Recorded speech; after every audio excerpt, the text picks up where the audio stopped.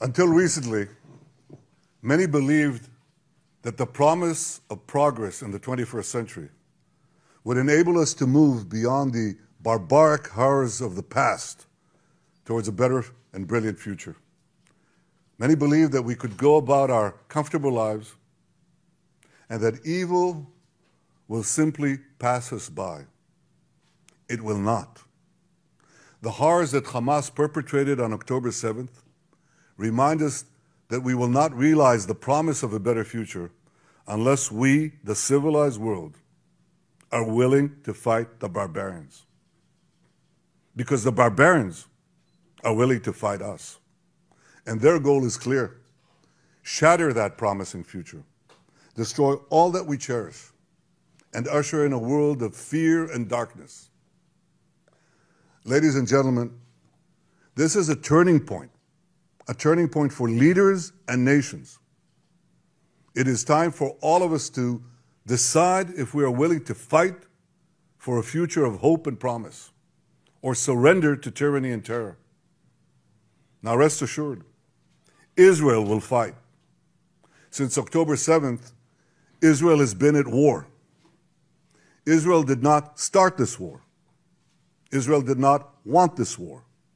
But Israel will win this war. Hamas launched this war by perpetrating the worst savagery our people have seen since the Holocaust. Hamas murdered children in front of their parents, murdered parents in front of their children. They burned people alive. They raped women.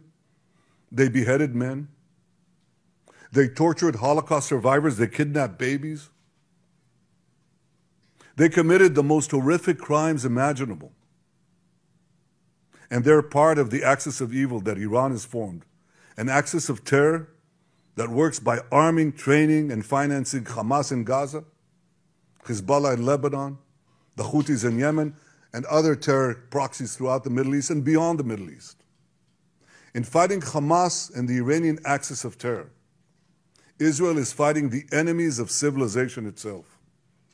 Victory over these enemies begins with moral clarity. It begins with knowing the difference between good and evil, between right and wrong.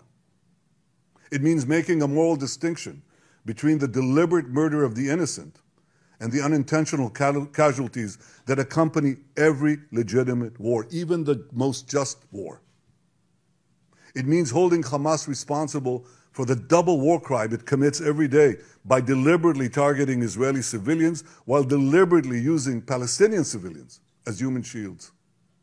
It means making clear that the use of human shields is not only an immoral tactic of terror, but also an ineffective one. Because as long as Hamas's use of Palestinian human shields result in the international community blaming Israel, Hamas will continue to use it as a tool of terror, and so will others. Hamas will continue to use the basements in Gaza's hospitals as the command posts of its vast terror tunnel network. It will continue to use mosques as fortified military positions and weapon depots.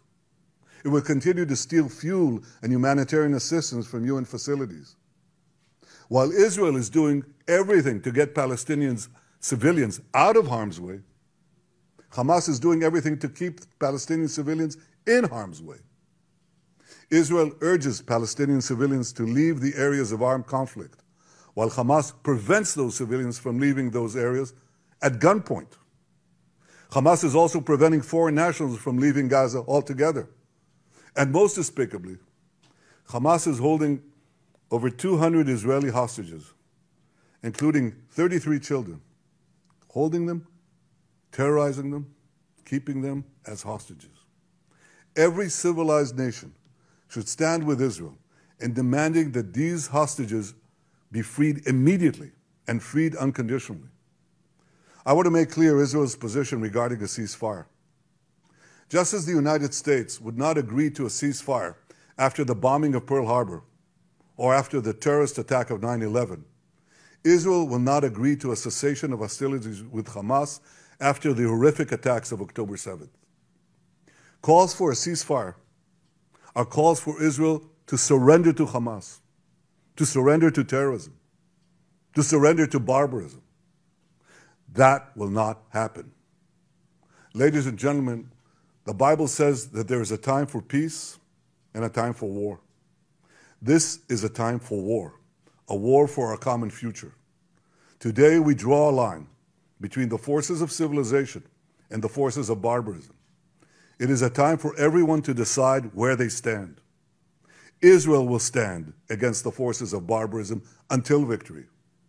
I hope and pray that civilized nations everywhere will back this fight. Because Israel's fight is your fight. Because if Hamas and Iran's axis of evil win, you will be their next target. That's why Israel's victory will be your victory.